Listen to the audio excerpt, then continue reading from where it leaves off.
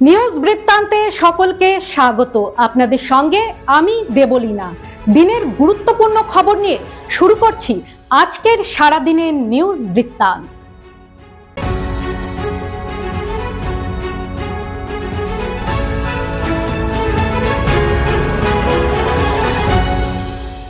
সারাদিনের নিউজ বৃত্তান্ত নিবেদন করছেন জুয়েলার্স, সোনা যা সর্বক্ষণের। Agniswar jewellers, NS road, Raiganj. Shri Dhaka jewellers, আভিজাত্যের গয়না। ত্রিনয়নী জ্যোতিষ কার্যালয়, শ্যামপুর মোড়, দেবীনগর, রায়গঞ্জ। এই নিয়ে চতুর্থবার রায়গঞ্জ পোস্ট অফিসে হুমকি মেল এলো, যেখানে ড্রোন ব্যবহার করে এবার বিস্ফোরণ ঘটানোর হুমকি দেওয়া হয়েছে। সোমবার বেলা 12টা 2 মিনিটে ইমেইলটি আসে, যা কলকাতা সদর দপ্তর থেকে পাঠানো হয়েছে বলে জানান দায়িত্বপ্রাপ্ত পোস্টমাস্টার দীপন সরকার। এই হুমকি মেলের কারণে সাধারণ গ্রাহকদের মধ্যে আতঙ্ক ছড়িয়ে পড়েছে এবং ডাকঘরের কর্মীরা বিরক্ত হচ্ছেন। পোস্টমাস্টার দীপন সরকার জানান, অবিলম্বে এই সমস্যার সমাধান করা উচিত পুলিশের, নতুবা ডাকঘরের কাজে বারবার ব্যাঘাত ঘটছে। এই ঘটনার পরিপ্রেক্ষিতে পুলিশের তরফে জানানো হয়েছে, হুমকি ইমেলের উৎস খতিয়ে দেখা হচ্ছে এবং সাইবার সেলের সাহায্যে ইমেলের আইপি ট্র্যাক করার চেষ্টা চলছে।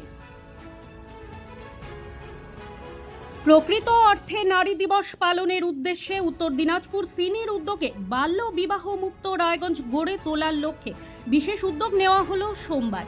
এদিন বিভিন্ন বিদ্যালয়ের কন্যাশ্রী বালিকাদের নিয়ে রায়গঞ্জ মহিলা থানায় এক শিক্ষামূলক ভ্রমণের আয়োজন করা হয়। মূলত মেয়েদের মন থেকে থানা সম্পর্কে ভীতি দূর করার লক্ষ্যে এই উদ্যোগ বলে জানিয়েছেন উদ্যোক্তারা। এরই পাশাপাশি সমাজে মেয়েদের ওপর বিভিন্ন অপরাধ, এমনকি বাল্য বিবাহ সম্পর্কে সচেতনতা গড়ে তোলায় এই কর্মসূচির লক্ষ্য বলে জানান সিনির জেলা সুপারভাইজার সুব্রত সাহা। পুলিশের পক্ষ থেকে জানানো হয়, এ ধরনের উদ্যোগ সমাজে মেয়েদের এগিয়ে আসার ক্ষেত্রে খুবই কার্যকরী। স্বভাবতই এই ধরনের একটি কর্মসূচিতে অংশগ্রহণ করতে পেরে কন্যাশ্রী ছাত্রীরা খুবই উচ্ছ্বসিত। ডালখোলা পূর্ণিয়া মোড়ে দোকানে আসার সময় চলল গুলি। গুরুতর আহত অবস্থায় ডালখোলা পূর্ণিয়া মোড়ে একটি বেসরকারি নার্সিংহোমে ভর্তি দোকানের মালিক। স্থানীয় সূত্রে জানা যায়, আহত ব্যক্তির নাম মন্টু বসাক, পেশায় ব্যবসায়ী। ডালখোলা পূর্ণিয়া মোড়ে তার দোকান রয়েছে। বিহারের বারসই থেকে ডালখোলা পূর্ণিয়া মোড় আসার সময় বাংলা বিহার সীমান্তের কাছে মন্টু বসাককে পেছন থেকে একটি মোটর সাইকেল নিয়ে এসে দুই দুষ্কৃতী গুলি মেরে পালিয়ে যায়। গুরুতর আহত অবস্থায় তাকে উদ্ধার করে ডালখোলা বিহার বাংলা সীমান্ত পূর্ণিয়া মোড়ে একটি বেসরকারি নার্সিংহোমে চিকিৎসার জন্য ভর্তি করা হয়। ঘটনাকে কেন্দ্র করে এলাকায় ব্যাপক চাঞ্চল্য ছড়িয়ে পড়ে। বাংলা বিহার সীমান্তে আবারও দুষ্কৃতী দৌরাত্ম্য। গোটা ঘটনার তদন্ত শুরু করেছে বিহার পুলিশ।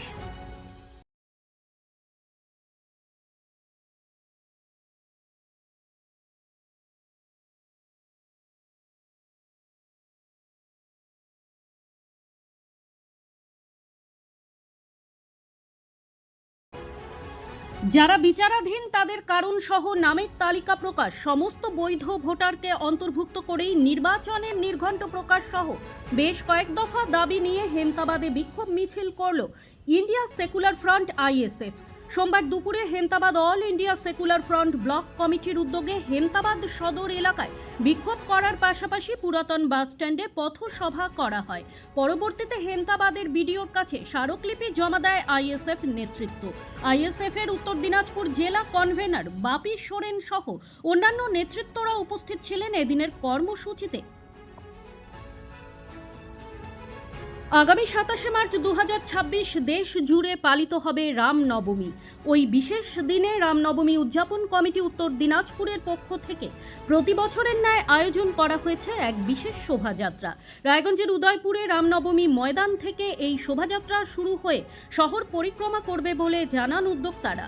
সোমবার উত্তর দিনাজপুর প্রেস ক্লাবে এক সাংবাদিক বৈঠকের মাধ্যমে রামনবমী উদযাপন কমিটির পক্ষ থেকে জানানো হয়, এই শোভাযাত্রায় সমস্ত রকম অস্ত্র প্রদর্শন বন্ধ থাকবে। লক্ষাধিক মানুষের সমাগম হবে এই শোভাযাত্রায় বলে আশাবাদী তারা। শ্মশানের জমিতে স্বাস্থ্যকেন্দ্র গড়ে তোলার প্রতিবাদে বিক্ষোভ প্রদর্শন করলেন গ্রামবাসীরা। সোমবার ঘটনাটি ঘটেছে রায়গঞ্জের 10 নম্বর মারাইপুরা গ্রাম পঞ্চায়েত এলাকায়। অভিযোগ, সরকারি প্রকল্পের অধীনে স্বাস্থ্যকেন্দ্র গড়ে তোলার কাজ চলছে ঠিকই, তবে তার জন্য জমি নির্বাচন করা হয়েছে এক শ্মশানের জমিতে, আর তাতেই বাদ সেধেছেন এলাকাবাসী। তাদের প্রশ্ন, কিভাবে শ্মশানের জমিতে স্বাস্থ্যকেন্দ্র গড়ে তোলা সম্ভব? সেক্ষেত্রে বিভিন্ন ধরনের রোগী, বিশেষ করে প্রসূতি মায়েদের স্বাস্থ্যকেন্দ্রে আসতে অসুবিধায় পড়তে পারেন। অবিলম্বে এই জমি থেকে স্বাস্থ্যকেন্দ্রটি অন্যত্র সরিয়ে নেওয়ার দাবি জানান তারা। যদিও এলাকাবাসী তথা বিজেপির মহিলা মোর্চার মণ্ডল সভাপতি কণিকা বর্মন জানান, তৃণমূলের লোকেরাই সরকারি প্রকল্পের কাজে বাধার সৃষ্টি করছে। পেছনে কাটমানি সংক্রান্ত সমস্যা থাকতে পারে বলে তিনি অভিযোগ করেন। যদিও তার কথায় গ্রামবাসীরা এই স্থানেই স্বাস্থ্যকেন্দ্র হোক বলে দাবি করছেন। সারাদিনের নিউজ বৃত্তান্ত আজ এই পর্যন্তই। দেখতে থাকুন, সঙ্গে থাকুন, চোখ রাখুন নিউজ বৃত্তান্তে। নিউজ বৃত্তান্ত, হলুদ নয়, স্বচ্ছ।